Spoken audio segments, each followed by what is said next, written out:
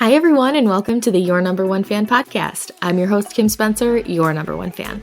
Episode topics will vary with the ultimate goal of providing the inspiration, encouragement, and tools for you to create your most authentic, happy life. I want this to be your weekly comfort podcast that also gives you a little kick in the butt to live your life to the fullest and not care what anybody says. Thank you for being here. Now let's get into the good stuff.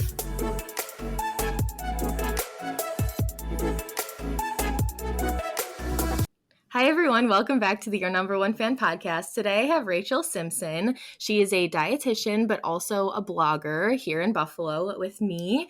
And I'm super excited to talk today. The podcast is all about kind of being your best self and creating your best life mentally, physically, spiritually, all of the above. And I think some of the topics I touch on isn't really something that resonates with everybody, but the food that we eat, the things that we do, the exercise that we engage in, all of that stuff is really applicable to everybody. And I think it's so important to really have a foundation there and understand the best things for you and your body. Because if you don't do that, then there's really no point in focusing on everything else. So with all that said, I will let you introduce yourself and kind of give a little make some groundwork of where you've come from, where you're going, all of that. So go ahead. Thank you for being here. Thank you for having me. So my name is Rachel Simson. So my dietitian journey started, I graduated in 2011 from Buffalo College. And just to kind of give you a little backplay of kind of really what got me into nutrition and dietetics was, in high school, I was, into sports, but also developed a little bit of an eating disorder in high school. I feel like it's very common, especially nowadays with a lot of teens in social media. And so I a little obsessive with nutrition, but also wanted to learn more. And from that, I was like, all right, I'm going into dietetics. I want to be a dietitian. So I graduated in 2011 from Buffalo College. And after that, I moved to Florida for about a year and a half, where I was a dietitian at just like an acute care facility. Just kind of did general dietitian work, diabetes education, renal education, things like that. And then I wanted to come back to Buffalo. I feel like a lot of people move away and then they're like, all right, it's time to come back. So I moved back to Buffalo in 2012, and I was fortunate enough to get a job at Roswell Park. And so I am an oncology dietitian. I've been there since then. So it'll be almost 11 years in November since I've been at Roswell.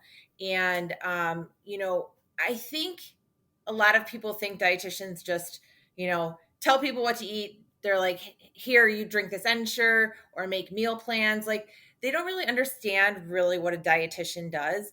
And with my population at Roswell, a lot of my patients are unable to eat. Okay, either due to GI issues or any side effects due to like chemo, radiation, or surgery. So sometimes they're on like tube feeds or TPN, which would be intravenous nutrition. So that's a lot of writing those types of orders, figuring out macronutrient, micronutrient needs, things like that. And then, like, obviously, I do give general education at Roswell, whether it be on specific therapeutic diets like diabetic, renal, low fat, low fiber, other specific diets that might be related to specific cancer diagnosis. So that's what I do at Roswell.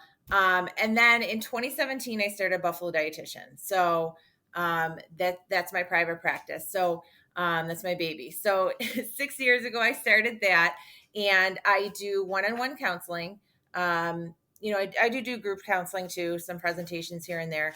But yeah, I do whatever really anyone needs. So if it's weight loss, weight management, sports nutrition, prenatal nutrition, any GI disorders, allergies, or intolerances. So people could come to me. I do happen to accept insurance, which is really nice. So I accept Blue Cross Blue Shield, Independent Health, Highmark, I should say now, Independent Health, and then Univera. That is nice that not all dietitians accept insurance. So I do accept insurance, and then I do accept out-of-pocket pay if anyone is interested. And I'm just there to kind of guide you through. I feel like it's very, and I'm sure we'll get into it, but social media overcomplicates nutrition. So I am here to hopefully make nutrition a little more realistic. I get it, we're all busy, but I hope that we can make time for our health and exercise. So that's what I do on the side. I'm married to my husband. We've been married for what, 4 years now? Yeah, 4 years. Can't keep track. 4 years. We have 3 kids. Two are living. So we have Theodore, we have Lincoln, and we have Gabriel, and then we have 2 Rhodesian Ridgebacks. We're real into fitness. We've done triathlons, running events, things like that. So yeah. So and if you do, which we'll get into probably at the end too, like Buffalo Dietitian, I do post on social media like recipes, healthy tips, things like that. But yeah, so that's a little background on me.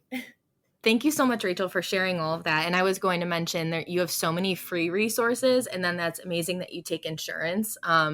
But yeah, that's kind of what I want to dive into is, for me at least, it feels so overwhelming when you kind of look for information and then, like, I don't know if it's just because you have to get attention these days on social media, but the first opening line will be like, you're doing this wrong, or do you struggle with this? Then you need to do this. And it just feels very overwhelming. And then if you have like these specific issues, like for example, I have PCOS and a couple of my friends have PCOS. So there's a lot of competing information there. And it's just really hard to kind of understand. So where do you recommend that people just start for the best kind of across the board result? Like, how many times a day should we be eating? Like, that is a basic question I see different answers for. So what do you think about that?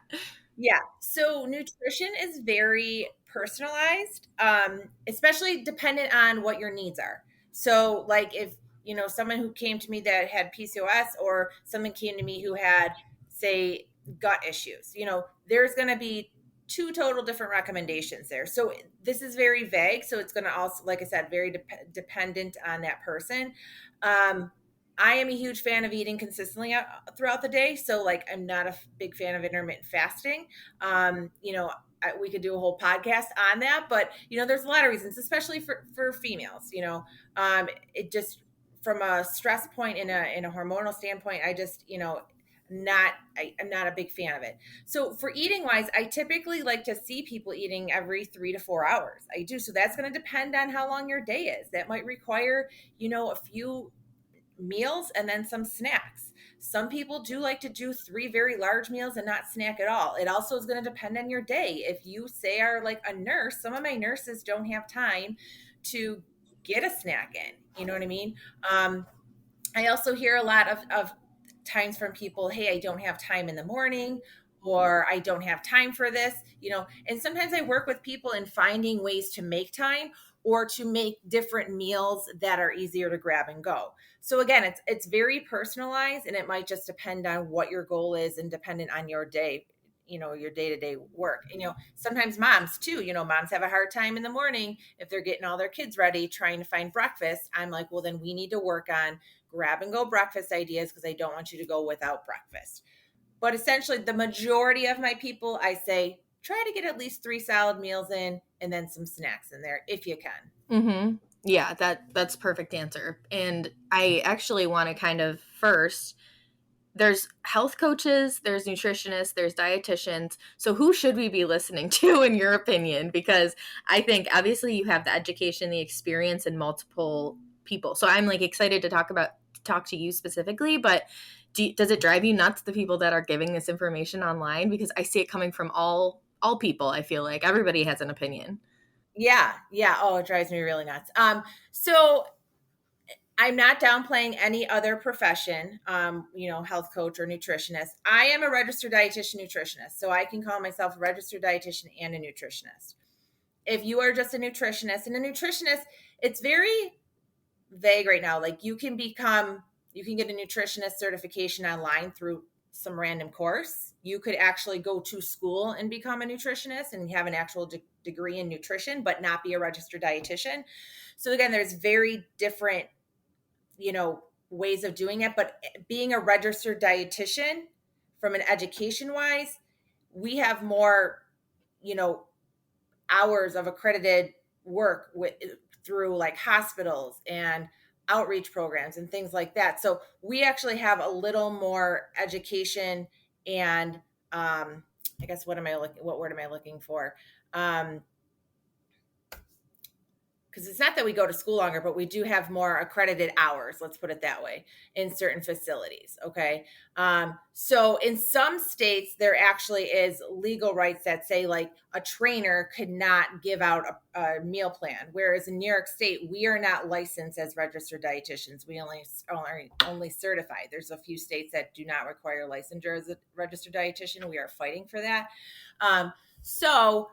There are differences. A lot of times someone that may call themselves a health coach, again, it's just some certification they got offline. And sometimes they're just throwing out keywords that grab someone's attention. Like right now, keywords are, gut health, immunity, those types of things, inflammation, and it just grabs people's attention.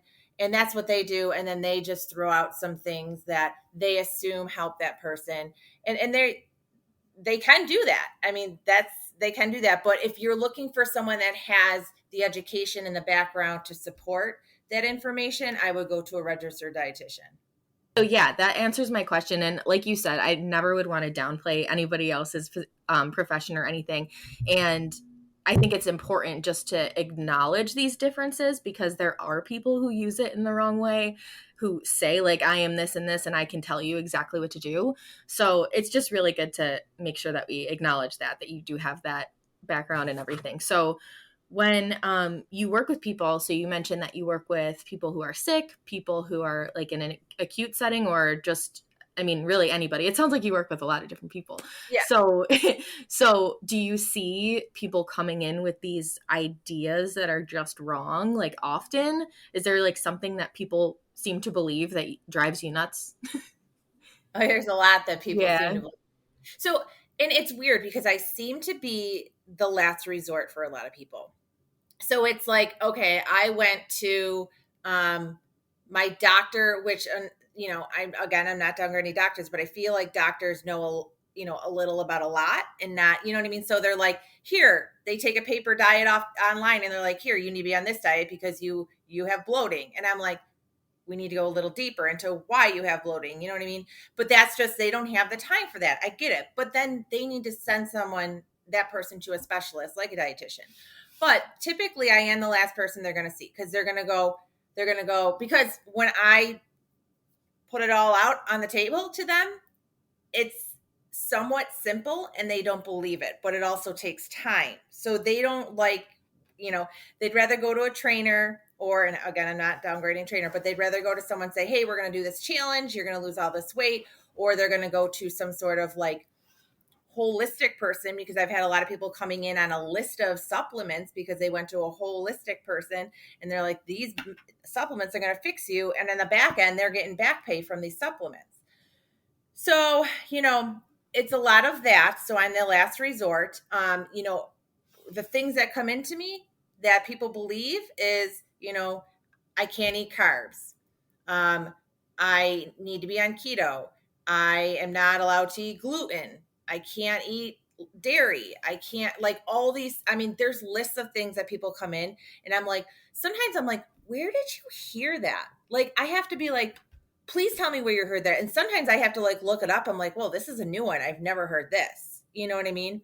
So, intermittent fasting is big right now. It's just a lot of trends that come up that people bring to me. And I'm like, is it working for you? Because it's clearly not, because you're here. And a lot of times I have to pull them back from social media. I have to be like, stop following people. You know what I mean? Like, take yourself off there because you are just confusing yourself even more. And a lot of times when we do have our conversations, typically my sessions are like an hour to start and then we'll do follow-ups if is needed. But sometimes at the end of the session, they're so scared to change their ways as to what I say because they're so brainwashed by everything they've seen on social media. It's really scary I and believe frustrating. that. You know what I Mm-hmm. mean? Like what our world is coming to when it comes to nutrition, because there's so much misinformation out there. Yeah. It's Yeah. always a double-edged sword. I mean, you're doing great things online, and thank goodness that you're on it, you know what I mean? So and that's why I feel like it's important to acknowledge